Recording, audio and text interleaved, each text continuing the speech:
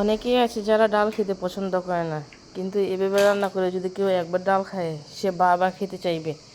আসসালামু আলাইকুম সবাইকে। আমি এখানে নিলাম কয়েক রকমের ডাল, মুগের ডাল, মসুরের ডাল আর বুটের ডাল। আমি সবগুলো হাফ কাপ পরিমাণ নিয়ে নিলাম, নিয়ে ভালো করে ধুয়ে পরিষ্কার করে নিলাম। তারপরে দিয়ে দিলাম পেঁয়াজ আর লবণ, দিয়ে একটা প্রেসার কুকারে সিদ্ধ বসিয়ে দিলাম।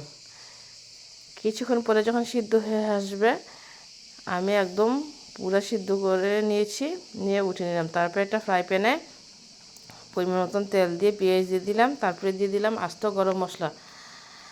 পেস্টে যখন লাল লাল হয়ে আসবে তখন আমি দিয়ে দিলাম 1 টেবিল চামচ পরিমাণ আদা বাটা, 1 টেবিল চামচ পরিমাণ রসুন বাটা, দিয়ে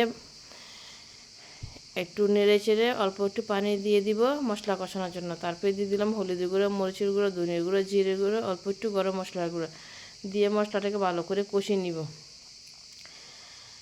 কিছুক্ষণ ঢাকনা দিয়ে মশলাটাকে আমি কষিয়ে নিব। কষানো হয়ে গেলে দিয়ে দিব এটা টমেটোটা দিয়েও আমি ভালো করে নাড়াচাড়া করে নিব। আমি এখানে একটু লবণও দিয়ে দিয়েছিলাম, কিন্তু ভিডিও করার সময় করতে পারিনি। তারপরে আমি সিদ্ধ করে রাখা ডালগুলো দিয়ে মশলাটার সাথে ভালো করে মিশিয়ে নিব।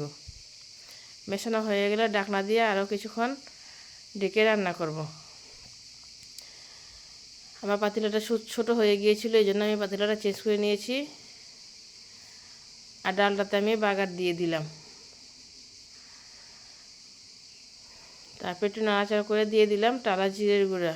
আর এই ডালটাতে টালা জিরের গুঁড়া দিলে অনেক ভালো লাগে। আপনি চাইলে এখানে ধনিয়া পাতাও দিতে পারেন। আমার এখানে ধনিয়া পাতা ছিল না, এই জন্য আমি দিতে পারিনি।